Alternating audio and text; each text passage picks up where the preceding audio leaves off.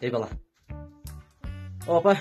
Кайра кеттіңіз. Көшеге балалар менен Şu köçede көп жүріп қалдым, үй жоқ тұр. Саяқ жүрген таяқ жейді дейді, білесің бе? Барған жайыңда маған чалып қойған. Чалғанды алғын, түсіндің? Хорошо, чалып қойған. Ата, бірдеңке деңші. Айтыңшы, бірдеңке деп айтыңшы. Қатын, баланы жүрегін сығы бербегін. Мен жаштықта жүргенімде әрбір қадамды апам çalған деп ойлайсың. Балдармен мұшташып жүрген апам çalған деп ойлайсың бе?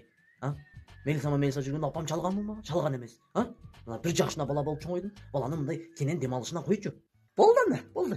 Кийинчерээк мага айтпаң, балаң каякта жүрөт, балаң түнү менен көчөдө жүрүп калган, балаңдын үйү жокпу, балаң мени тоготпойт, балаңа чал, неге албайт, дагы бир жолу чал, деп мен башымды оорутпаң, түшүнүңүзбү? Өзүңүз жөнөтүп атасыз. Жүрө берсин, болду, жүрө берсин, болду. Өзүңөр билесиңер, сиз эркексиңер.